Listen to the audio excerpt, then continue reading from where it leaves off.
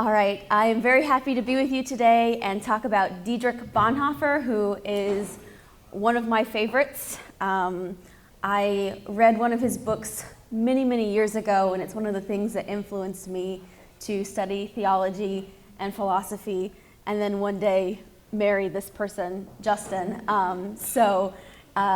He's pretty great. So Dietrich Bonhoeffer, I've titled this Theologian, Pastor, and Resistor, and we'll talk a little bit more about that. But one of the things I wanted to say first, so Dietrich Bonhoeffer was a Lutheran pastor during the German Nazi Party, for those of you who don't know anything, and he fought really hard against the Nazi Party, and this is something that us Lutherans are very proud of, but something else that we have to be very honest about is the fact that the whole rest of the Lutheran party, the Lutheran church in Germany, was very happy to go along with Hitler because it brought them power. And so that's something that I just wanted to start off and say. So let's get started. So Dietrich Bonhoeffer grew up in a house with lots of children. His family was a very intellectual family. It was not uncommon for them to discuss the meaning of life over breakfast. His parents really invited lively discussion and debate, and his grandfather was a well-known Lutheran pastor in Germany, and so he grew up in this sort of environment. He had several other influences in his life as he grew up. So one of those later on was Karl Barth, who, if you've ever spoke to Justin for more than 20 minutes, you've probably heard him mention. Karl Barth is a very famous Reformed theologian, and he was, at the same time, he was a contemporary of Bonhoeffer, and they were close friends, and they wrote each other often. Another influence on Bonhoeffer's life was actually the American Black Church. So as Bonhoeffer was waiting to be ordained, he, like some other churches, like I believe the Episcopal Church, they had a certain age limit when you had to be ordained, 25, and so he was just waiting to be ordained, having already finished his school, so he came to the U.S., to New York City, and did some extra studies there, and while he was there, he encountered the American Black Church and just loved it and spent every Sunday that he could in the church, and he was deeply influenced by them and deeply influenced by their pacifism and their love and compassion and their music, and that became a huge influence on the rest of his life. So shortly after this, Bonhoeffer returns, becomes an ordained pastor in the Lutheran Church in Germany, and then Hitler begins to rise in power. And shortly after he rises in power, he takes over the German Lutheran Church. So they basically had a vote, and it was rigged so that only German Nazi members won the election, and so they took over the entire Lutheran Church. And Bonhoeffer was one of the loudest and first people responding against Hitler, and he responded by starting what's called the Confessing Church. It wasn't initially called that, but that's what it was called later, which was about 20% of the Lutheran pastors in Germany who were responding against Hitler. And some of the things that the Lutheran Church did, the National Lutheran Church, that Hitler's church did, was that anyone who had any Jewish ancestors was kicked out of the church. They were no longer allowed to be members. And they also removed the Old Testament from the Bible because of it saying that the Jews are God's chosen people. And they said, we can't have any of that. So they removed it. And Bonhoeffer was not going to have any of that. And so he wrote one of his books I'll talk to you about later, which was defending the importance of the Old Testament being part of Scripture. And he fought back against this. And so he initially wrote this declaration and convinced 20% of the pastors there in Germany to sign, which is a pretty good number, 20%, right? So that was his first start. One of the things that's, I think, really important about Bonhoeffer is the many choices that he made in his life. There was many just times when he could have gotten out of Germany, and he chose to stay there and fight. So he was invited to England, and he taught in churches in England many times, and they asked him to stay there and not return to Germany because they were very worried that something bad would happen to him. But he said, no, I'm going back to Germany. He also was invited to go to India to spend time with Gandhi, to work on a peace movement. And although he really wanted to do that, he did not, because he knew that he was needed in Germany. And so those are some of the times in which he chose this really difficult path for himself, because he knew that it was what he needed to do at the time. After he came back to Germany, he worked in the resistance for a long time, and his brother-in-law and many of his other family members were working in the German intelligence, and he started working with them, and in his time working with them, he sort of left the resistance and worked as a spy.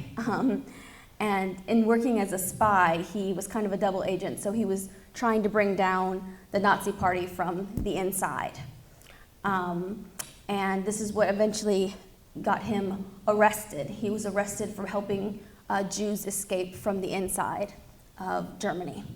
And later on, he was, in addition to being arrested, what was that movie recently, Valkyrie? It had Tom Cruise in it. It was, I guess, maybe not recently, it was like 15 years ago or something.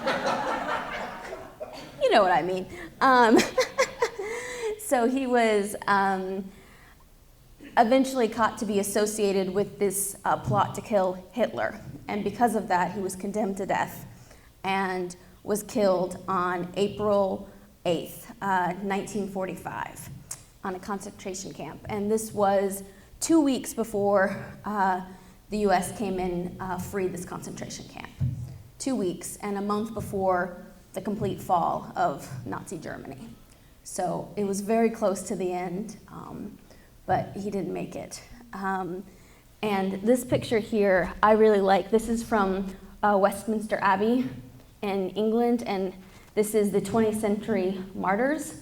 So from left to right, it's Mother Elizabeth of Russia, Martin Luther King Jr., Oscar Romero, who we talked about, I guess, earlier this year, and then Dietrich Bonhoeffer all the way on the left. On the right, I'm sorry, yes. Yes. Yes, on the right. Stage left, yes. Where I'm standing. Yes. And just one more thing about his death. So he was in prison for quite some time, and he actually became quite close friends with the guard who was watching him, and there was another opportunity for him to escape, but he chose not to escape. The guard was going to help get him out, but he wanted to stay because he felt like that was the thing that he should do. So, I think that one of the most important things about Dietrich Bonhoeffer is the way in which his life and his works relate to each other. If he were born in another time, he would probably have still been a very brilliant theologian. And we know this because some of his works were written before Nazi Germany, and they're really incredible. But because of the time period in which he was written, time period in which he lived, and how he lived his life, his works and his life influenced each other greatly. And so he really embodies what it means to live as a theologian and to take seriously this call of Christ to follow Christ into suffering. So the first book that he wrote, and probably my favorite of his, is called The Cost of Discipleship. And it's very fitting, I think, that it's about the cost of being a disciple. And one of the things he talks about in there is cheap grace versus costly grace. And he says, grace cannot be cheap because of the cost it had for Jesus. It cost Jesus his whole life. Cheap grace is grace that we don't have to do anything for. It's absolution without confession. Nothing is lost. So it doesn't feel like that much for us because nothing's really gained because we didn't have to do anything for it. Now, he's not saying works righteousness. Remember, he's a Lutheran. He doesn't want anything about that. No. What he's saying is costly grace is a pearl of great price for which a Christian will sell anything, do anything for, because it is everything. So that's what he's talking about. And in this book, he also talks about how, as a Christian, we need to follow in the footsteps of Christ as Christ is carrying his cross. And eventually, we'll stop looking down and thinking about how heavy it is and how exhausted we are, and we'll just keep walking. And I think his life is an example of that. Another one of his great books is Creation and the Fall, which argues for the importance of the Old Testament. And as you can see from his life, that's a direct response to the German Lutheran Church trying to get rid of the Old Testament. Another one of his books is Act and Being, and this is talking about Christ existing in community. He was really trying to encourage the church to be a community, to stick together and be together, especially in the difficult times that they were experiencing. What was supposed to be his greatest book was Ethics. It's still a really fantastic book, but it was left unfinished. He was writing this while he was undercover, a spy, whatever you would like to call it.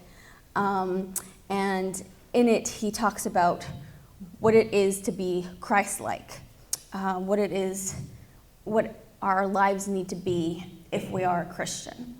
And it's actually been ranked one of the top 5 books for patriotism, which is surprising, right? Because this is Dietrich Bonhoeffer, who was living during Nazi Germany. But he takes seriously being a patriot, and he thinks that everything he did is not only for the state, but for God. And so in the Ethics, he argues a lot and discusses what the relationship between the state and God should be. So if you're ever interested in a book about God and patriotism, the Ethics would be a challenging but really interesting read for that. Another book that he has published, or has been published after he died, is Poems and Letters from When He Was in Prison. These are gut-wrenching. So while he was in prison, he had a fiance, and although he tried to discourage friends of his who were in the resistance with him from falling in love and having a fiance because he knew the end, he fell in love and had a fiance. And some of these letters are really heartbreaking because you can see he realizes he won't be getting out, and he's trying to protect her and sometimes distance himself from her. And he is struggling also with trying to accept that this is what it is that's happening with his life, and also struggling because he doesn't want this to be the end. Dietrich Bonhoeffer really felt that to be a Christian, this is what he needed to be doing in Germany, that there was no other way. And I think I have just a couple minutes, and so I want to read to you one of his poems from in prison, if that's all right. It's called, Who Am I? Who am I? They often tell me. I step from my cell confidently, calmly, cheerfully, firmly, like a squire from his country house. Oops. Sorry, there it is.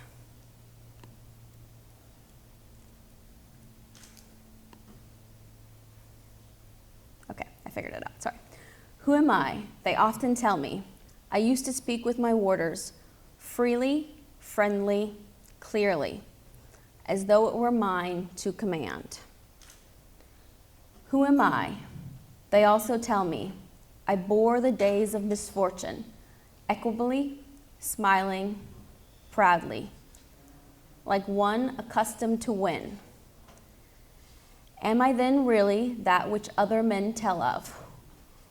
Or am I only what I myself know of myself, restless and longing, and sick like a bird in a cage, struggling for breath as though hands were compressed to my throat, yearning for colors, for flowers, for the voices of birds, thirsting for words of kindness, for neighborliness, tossing an expectation of great events, powerlessly trembling for friends at an infinite distance, weary and empty at praying, at thinking, at making, faint and ready to say farewell to it all.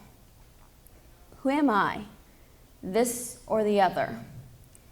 Am I one person today and tomorrow another? Am I both at once? A hypocrite before others and before myself, a contemptible, woebegone weakling? Or is this something within me still, like a beaten army, fleeing in disorder from victory already achieved? Who am I? They mock me, these lonely questions of mine. Whoever I am, thou knows, God, I am thine.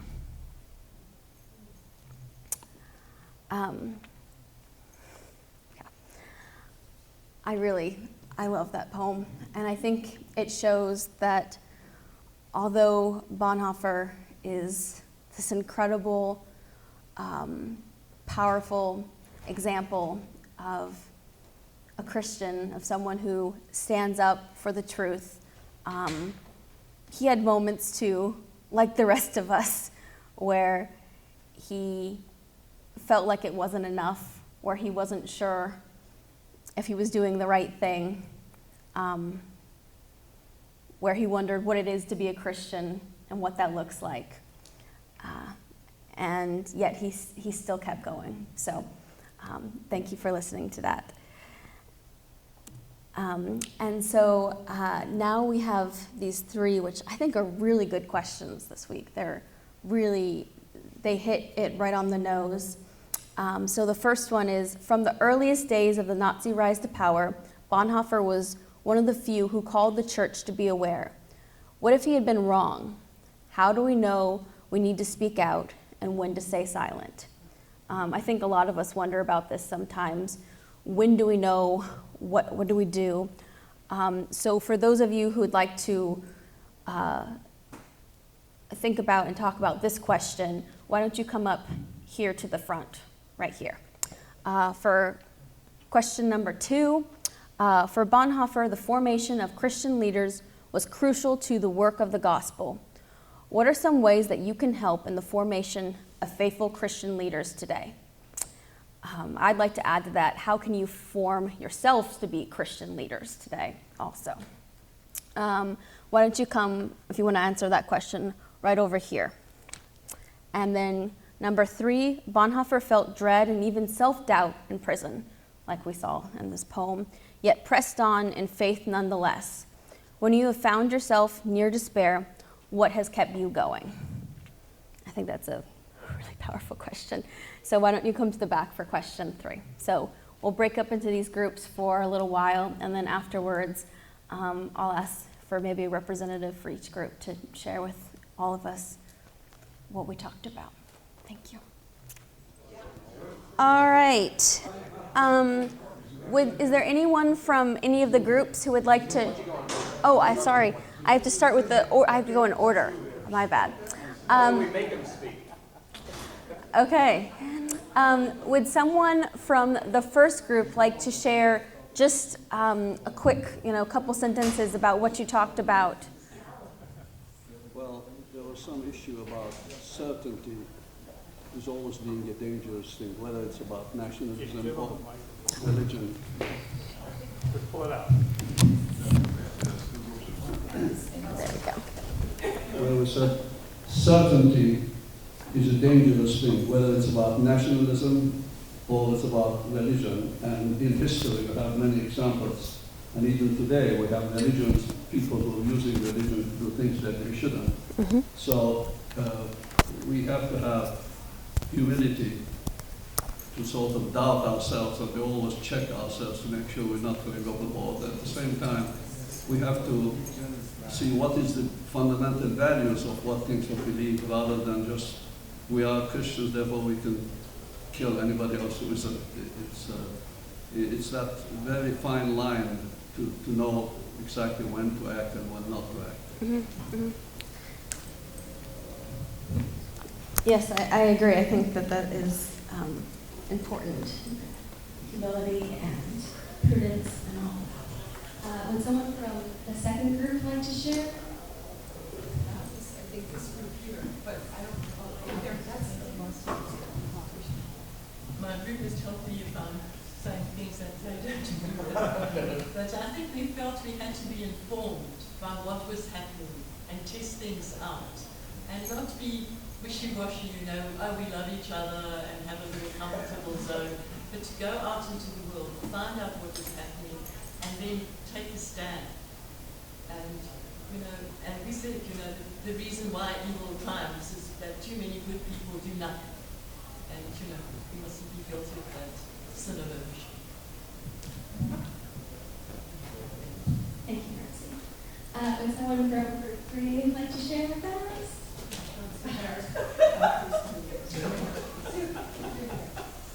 Well, I'm not sure we're going to answer it right on, but first of all, we wanted to comment on the poem that you read, Whom Am I, by him, and it just immediately to my mind it came Jean Valjean in Les Miserables, that So now song, he's Who going Am to I? perform.